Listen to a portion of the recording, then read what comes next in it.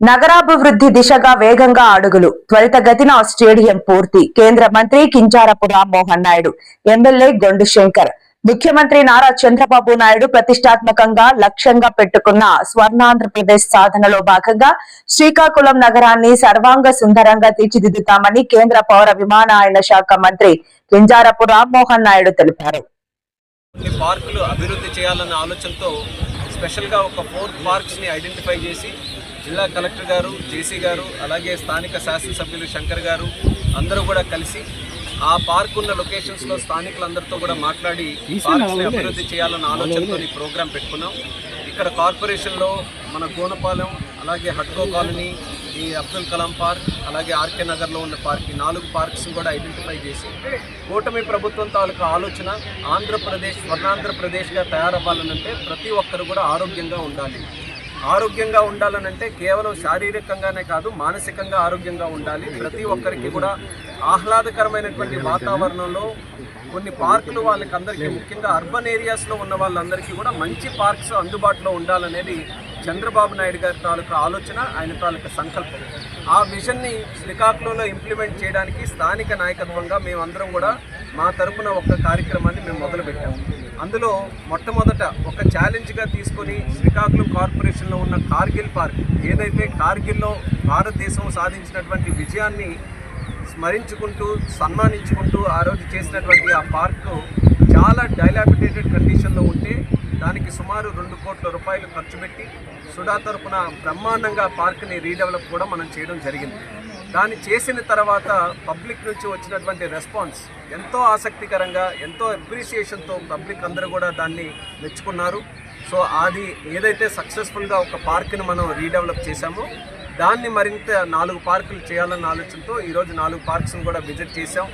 Local వాళ్ళతో కూడా మాట్లాడి వాళ్ళు కోరుకున్న విధంగా, ఎందుకనంటే ప్రతిరోజు వాళ్ళే వాడుకుంటారు పార్క్ కాబట్టి వాళ్ళకి ఏ ఎమ్యూనిటీస్ కావాలి, ఏ ఫెసిలిటీస్ కావాలి అవన్నీ కూడా వాళ్ళతో చర్చించి అవన్నిటిని కూడా ఇందులో పొందుపరిచి, ముఖ్యంగా చిల్డ్రన్ కానీ వృద్ధులు కానీ వాళ్ళు ఎక్కువగా వాడుతుంటారు ఈ పార్క్స్ కాబట్టి వాళ్ళకి కావాల్సినటువంటి ఫెసిలిటీస్ అన్నింటితో ఇప్పుడు పార్క్స్ అని అంటే ఒక బెంచ్ మార్కు మనకి సిటీస్ విశాఖపట్నం, విజయవాడ, హైదరాబాదు అలాంటి దగ్గరికి వెళ్తే మనం ఎప్పుడైనా విజిట్ చేసినప్పుడు కూడా ప్రత్యేకంగా ఫ్యామిలీస్ను మనం పార్క్స్ గడుపు తీసుకొని వెళ్తాం.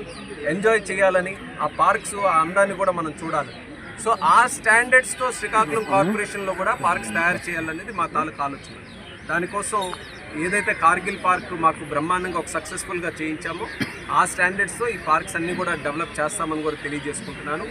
దానితో పాటు మన శ్రీకాకుళంలో స్టేడియం ఎంతో కాలం నుంచి అది కంప్లీట్ చేయాలన్నటువంటి ఆతృతతో మరి గతంలో కూడా గత ప్రభుత్వం దాన్ని పూర్తిగా గాలికి వదిలేస్తే మళ్ళీ రీశాంక్షన్ చేయించి దానికి కావాల్సినటువంటి ఫైనాన్షియల్ శాంక్షన్ అన్నీ కూడా అప్రూవ్ చేయించి ఈరోజు పనిని కూడా వేగవంతం చేసాం. అది కూడా ఇన్స్పెక్ట్ చేసాం. వచ్చే 3 నెలల్లో ఆ పనులు కూడా శ్రీకాకుళంలో ఉన్నటువంటి కోడి రామ్మూర్తి స్టేడియం పనులు కూడా పూర్తి చేయాలన్న ఆలోచనతో దానికి కూడా స్పెషల్ రివ్యూ, ఫీల్డ్ రివ్యూ కూడా ఈరోజు చేసాం. కాంట్రాక్టర్ని అలాగే స్పోర్ట్స్ డిపార్ట్మెంట్ అధికారుల్ని అందరినీ కూడా పిలిపించి కలెక్టర్ ఆధ్వర్యంలో కూడా రివ్యూ చేసి ఎట్టి పరిస్థితుల్లో 3 మంత్స్లో వర్క్స్ కూడా ఫినిష్ చేయాలని చెప్పి స్పష్టంగా ఆదేశాలు కూడా జారీ చేయడం జరిగింది. కేవలం ఇది కంప్లీషన్ చేయడమే కాదు, క్వాలిటీతో కంప్లీట్ చేయాలి. అలాగే పబ్లిక్కి ఏ రకంగానైతే ఈ ఇన్ఫ్రాస్ట్రక్చర్ అంతా కూడా కోరుకుంటున్నారో ఆ ఫెసిలిటీస్ అన్నీ కూడా పొందుపరిచే విధంగా చేయాలి. ఈ ఆలోచనతో ఈ శ్రీకాకుళం కార్పొరేషన్ని అన్ని విధాలుగా సర్వసుందరంగా తయారు చేయాలనేటువంటి మా తాలూకా కర్తవ్యం ఏదైతే ఉందో దాంట్లో ఈ కార్యక్రమాలన్నీ కూడా చాలా చక్కగా పబ్లిక్ తాలూకా సపోర్ట్తో ముందుకు నడవడం మా అందరికీ చాలా ఆనందంగా ఉంది. కూటమి ప్రభుత్వం ఎప్పుడు కూడా పబ్లిక్ కోరుకునే విధంగా, పబ్లిక్ని మెచ్చుకునే విధంగా కార్యక్రమాలు చేసుకుంటూ ముందుకెళ్తామని కూడా తెలియజేస్తాం. ప్రతి పార్క్కి కూడా ఇది ప్రత్యేకంగా సిఎస్ఆర్ యాక్టివిటీ నుంచి, ఎయిర్పోర్ట్ అథారిటీ ఆఫ్ ఇండియా నుంచి సిఎస్ఆర్ యాక్టివిటీ ద్వారా నిధులు తీసుకొని వచ్చి ప్రతి పార్క్కి సుమారు 55 to 60 lakhs ఖర్చు పెట్టి ఎక్కడెక్కడైతే పాత ఇన్ఫ్రాస్ట్రక్చర్ ఉందో దాన్ని కూడా యూటిలైజ్ చేసుకుంటూ మంచి స్టాండర్డ్స్తో ఈ పార్క్ని రీడెవలప్ చేసే విధంగా ఈ 4 పార్కులు తీసుకుంటే సుమారు 2.2 నుంచి 2.3 crores ఖర్చు పెట్టి ఈ పార్క్స్ అన్నీ కూడా మనం డెవలప్ చేస్తాం. అలాగే మనకి ఏదైతే స్టేడియం ఉందో స్టేడియంకి మనం కొత్తగా వచ్చినటువంటి వర్క్స్ ఓవరాల్గా ఒక 9.6 crores అంతా కూడా పూర్తిగా శాంక్షన్ చేయించి అక్కడ ఇండోర్ స్టేడియంకి సంబంధించిన వర్క్లు ఏవైతే ఉన్నాయో దానికి కూడా సంపూర్ణంగా బడ్జెట్ కూడా తీసుకొని వచ్చాం.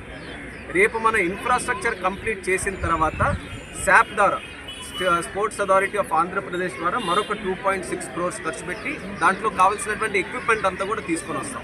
కానీ ప్రస్తుతం ఇన్ఫ్రాస్ట్రక్చర్కి ఇండోర్ స్టేడియంకి కావాల్సినటువంటి బడ్జెట్ అంతా కూడా పొందుపరిచాం కాబట్టి ఆ స్టేడియం వర్క్స్లో కూడా ఇంకెక్కడ డిలే లేకుండా ఫుల్ ఫ్లెడ్జ్డ్గా ముందుకు నడిపించాలనేది మా ఆలోచన.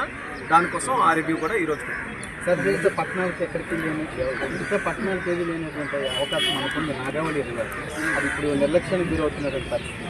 మీరు చూస్తే DNF ఫ్లైఓవర్ కావచ్చు, అదే బ్రిడ్జ్ కావచ్చు, ఆ 7 రోడ్ దగ్గర కావచ్చు, ఫుట్పాత్ మీద సాయంత్రం అయితే కూర్చోవచ్చు. ఈ ఘాటులాగా నిర్మాణం చేపట్టడం లేకపోతే దాన్ని ఒక పార్క్ టెక్నాలజీ తీసుకురావడం వస్తే బాగుంటుందని చాలా మంది అభిప్రాయపడతారు. తప్పకుండా ఆ ఫీడ్బ్యాక్ మా వరకు కూడా వచ్చింది. ముఖ్యంగా మన శ్రీకాకుళంకి ఇది ఒక అడ్వాంటేజ్. పెద్ద పెద్ద నగరాలు భారతదేశంలోనే కాదు ప్రపంచం మొత్తం మీద తీసుకుంటే అభివృద్ధి చెందుతున్నటువంటి నాగరికత ఎక్కడుందనంటే నది పక్కనే ఉంటుంది. అలాంటిది మనకి శ్రీకాకుళం నాగావళి నది పక్కన ఉండడం మనం అందరం చేసుకున్నటువంటి అదృష్టం. కానీ సంపూర్ణంగా మనం వినియోగించుకోలేకపోయాం. నాగావళి నదిని, ఆ నది ఒడ్డుని మనం బ్యూటిఫికేషన్ చేసుకొని మన నదితో పాటు మన సిటీతో పాటు కలుపుకుంటే ఇంకా మంచి ఎంటర్టైన్మెంట్ స్పాట్స్ కానీ లేకపోతే పబ్లిక్ కోసం ఈ పార్క్ స్పాట్స్ కానీ ఇవన్నీ కూడా డెవలప్ చేసుకునే అవకాశం ఉండేది. First time in the history Srikakulam చరిత్రలో మొట్టమొదటిసారి ఒక 1 kilometer స్ట్రెచ్ని రివర్ పక్కనే డెవలప్మెంట్ కోసం తీసుకొని వెళ్తున్నాం. ఈ ప్రాజెక్ట్ని కలెక్టర్ గారు అలాగే ముఖ్యంగా జేసీ గారు కూడా అప్పచెప్పి ఇందులో ఎమ్మెల్యే గారు కూడా చాలా సూచనలు చేశారు. నది పక్కనే మనం రోడ్డు డెవలప్ చేసుకుంటూ వాకింగ్ ట్రాక్ కూడా డెవలప్ చేసుకుంటూ ఇంకా అదనంగా పార్క్స్ కోసం స్పాట్స్ కూడా డెవలప్ చేయాలనేది ఒక పైలట్ ప్రాజెక్ట్, ఒక మోడల్ కింద ఒక 1 kilometerని మనం స్టార్ట్ చేయబోతున్నాం. ఎప్పుడు స్టార్ట్ చేస్తాము? ఒక 1 monthలో సర్వే కూడా ఇప్పుడు ప్రోగ్రెస్లో ఉంది. సర్వే కూడా అయిపోయిన తర్వాత ఒక 1 monthలో వర్క్ స్టార్ట్ చేసి ఒక 6 months టైంలో ఒక 1 kilometer స్ట్రెచ్ని రివర్ డెవలప్మెంట్ కింద చేస్తే ఏదైతే ఒత్తిడి ఇప్పుడు కేవలం బ్రిడ్జెస్ మీద అదంతా కూడా జరుగుతుందో దాన్ని కూడా మనం కొంచెం ఈజ్ ఆఫ్ చేయొచ్చు. ఇంకో ప్లాన్ కూడా ఉంది. శ్రీకాకుళంకి సుమారు 9 kilometerలో మనకి బీచ్ కూడా ఉంది. కానీ ఇప్పుడు బీచ్కి వెళ్ళాలనంటే చాలా కష్టంగా ఉంటుంది. సింగిల్ లేన్ రోడ్డు ఉంది, మధ్యలో చాలా విలేజెస్ ఉండడం, దాని మీద సింగిల్ రోడ్డు మీద చాలా ట్రాఫిక్ కూడా ఉండడం, దీనివల్ల అనేక ఇబ్బందులు ఉన్నాయి. కానీ మనం బ్రహ్మాండంగా ఒక బీచ్ రోడ్డు కూడా తయారు చేయడానికి ఆల్రెడీ ప్లానింగ్ చేస్తున్నాం.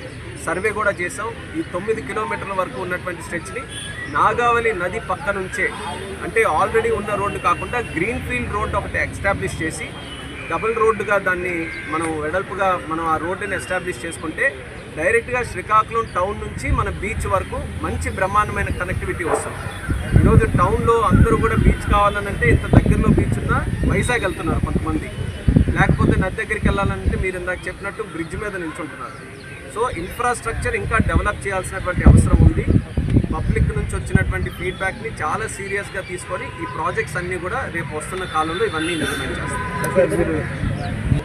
చంద్రబాబు నాయుడు గారు, పవన్ కళ్యాణ్ గారు, మరీ ముఖ్యంగా నరేంద్ర మోదీ గారి తాలూకా సహకారంతో ఆంధ్రప్రదేశ్ రాష్ట్రం 20 నెలల్లో ఏ రకంగా డెవలప్ చేశామనేది ప్రతి ఒక్క వర్డ్ కూడా నేను కౌంటర్ చేస్తాను. వేరేగా ప్రెస్ మీట్ పెట్టి సమాధానం. సార్ సుడా నిధులు వాడుతున్నారు కానీ మాకు ఎవరిని పిలవట్లేదని చెప్పి జనసేన వాళ్ళు డైరెక్ట్గా చెప్తున్నారు.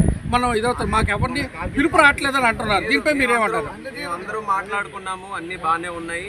మేము అందరం ఒక కుటుంబం లాంటి వాళ్ళం, అందరం కూడా చర్చించుకొని ఏ ఇబ్బందులు లేకుండా మేము ముందు మీరు చెప్పండి. రిజర్వ్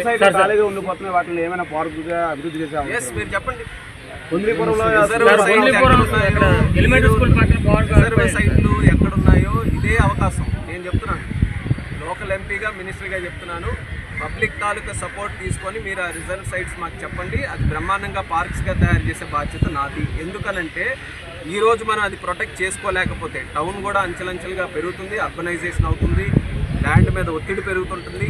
ఈరోజు మనం ఈ గ్రీన్ స్పేసెస్ కానీ కాపాడుకోకపోతే రేపు పార్క్ తిరగడానికి కూడా ఎక్కడ స్పేస్ ఉండదు. కాబట్టి ఇవన్నీ కూడా మనం కాపాడుకోవాలి, డెవలప్ చేసుకోవాలి. అందుకే నేను ఓపెన్గానే పిలిపిస్తున్నాను, పబ్లిక్ కూడా చెప్తున్నాను, ఎక్కడైనా పార్క్స్ డెవలప్ చేయాలనంటే మేము దానికి సపోర్టివ్గా ఉన్నాం. పార్క్స్ బ్రహ్మాండంగా తయారు చేయాలి మన శ్రీకాకుళంలో. కేవలం శ్రీకాకుళమే కాదు, ఇచ్చాపురం, పలాస, ఆంధ్రవలస ఆ మున్సిపాలిటీల్లో కూడా ప్రత్యేకంగా ఒక్కొక్క పార్క్ని ఎంచుకొని అక్కడ కూడా డెవలప్ చేస్తున్నాం. రిజర్వ్ సైట్స్ ఎక్కడున్నా మా దృష్టిలో పెట్టండి, మా తరఫున ఫుల్ సపోర్ట్ చేసి పార్క్స్ డెవలప్ చేస్తాం.